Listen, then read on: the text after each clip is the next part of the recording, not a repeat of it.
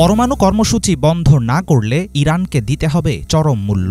মার্কিন president Donald Trump বলে আসছেন, দরকার হলে নেওয়া হবে সামরিক পদক্ষেপ। অন্যদিকে ইরান জানিয়েছে, চাপ দিয়ে দমানো যাবে না তাদের। পশ্চিমাদের চোখ রাঙানি, কঠোর নিষেধাজ্ঞা আর বারংবার যুদ্ধের হুমকি দিয়েও তেহরানকে থামাতে পারছে না আমেরিকা। পারস্য উপসাগরের নিরপেক্ষ দেশ ওমানে দুই দেশের সাম্প্রতিক বৈঠকের জেরে কোন দিকে গড়াবে মধ্যপ্রাচ্য পরিস্থিতি, সেটা নিয়ে দেখা দিয়েছে অনিশ্চয়তা। এই মুহূর্তে প্রশ্ন একটাই, আলোচনার টেবিলে ঘনিয়ে ওঠা ছায়াযুদ্ধে জিতবে কে? কূটনৈতিক চাপে নতি স্বীকার করবে ইরান? তেহরানের শর্ত কি মানবে যুক্তরাষ্ট্র?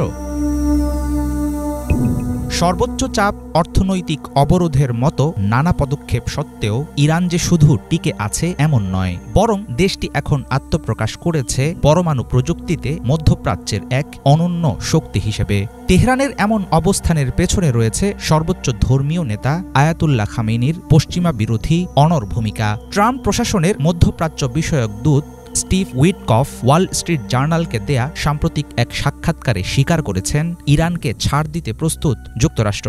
বিশ্লেষকরা মনে করছেন, আক্রমণের হুমকি দেয়া অব্যাহত রাখলেও শেষ পর্যন্ত আলোচনার টেবিলে সমাধান খুঁজছে ওয়াশিংটন। তাদের দাবি, ইরানের শক্ত প্রতিরোধ ও মোক্ষম চালের কারণেই সুবিধা করে উঠতে পারছে না ট্রাম্প প্রশাসন।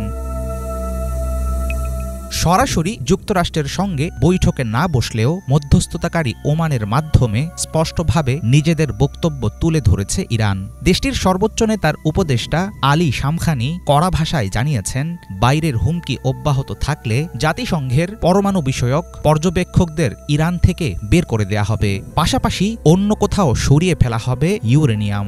দরকার হলে স্থগিত করা হবে সব ধরনের সহযোগিতা। শীর্ষ পর্যায়ের এই ইরানি নেতার দেয়া এমন বিবৃতি ইঙ্গিত দিচ্ছে, কোনো কিছুতেই আর পিছু হটবে না ইরান। 2015 সালের দ্বিপক্ষীয় পরমাণু চুক্তি থেকে ট্রাম্পের সরে যাওয়ার পর নিজেদের পারমাণবিক ক্ষমতা বিস্তারে মনোযোগ দেয় তেহরান। এর ফলে আরব বিশ্ব যখন ব্যস্ত আমেরিকার তোষামদে, তখন পশ্চিমাদের বিরুদ্ধে দাঁড়িয়েছে মুসলিম রাষ্ট্র ইরান। ইরানের ক্রমবর্ধমান প্রভাব প্রমাণ করছে মধ্যপ্রাচ্যে চূড়ান্ত ব্যর্থ হচ্ছে মার্কিন কূটনীতি। বিশ্লেষকরা বলছেন, ইরান আর এখন 2015 সালের ইরান নেই। তখন দেশটি ছিল আন্তর্জাতিক নিষেধাজ্ঞায় জর্জরিত, কিন্তু বিকল্প পথ তৈরি, শক্তিশালী প্রক্সি নেটওয়ার্ক ও নতুন নতুন মিত্রদের নিয়ে কৌশলী খেলোয়াড়ে পরিণত হয়েছে তেহরান। মার্কিন ঘাঁটি ডিয়েগো গার্সিয়ায় B-2 বোমারু বিমান মোতায়েন এবং ইয়েমেনে চলমান হামলা, সবকিছু মিলিয়ে ওয়াশিংটনের আগ্রাসী অবস্থান স্পষ্ট। তবুও এসব সামরিক চ্যালেঞ্জ মোকাবেলার সক্ষমতা নিয়ে অপেক্ষায় আছে ইরান।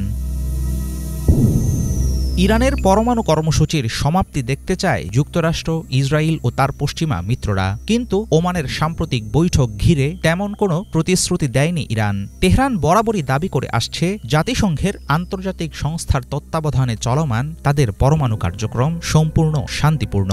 একের পর এক ভুল সিদ্ধান্তের পেছনে ছুটছে আমেরিকা, অথচ ইরান হয়ে উঠছে আঞ্চলিক রাজনীতির অন্যতম পরাশক্তি। মধ্যপ্রাচ্যের চলমান জটিলতা ওয়াশিংটন বুঝতে না পারলে ট্রাম্প পড়বেন নতুন বিপদে। হাফিজুল ইসলাম, বাংলা ভিশন।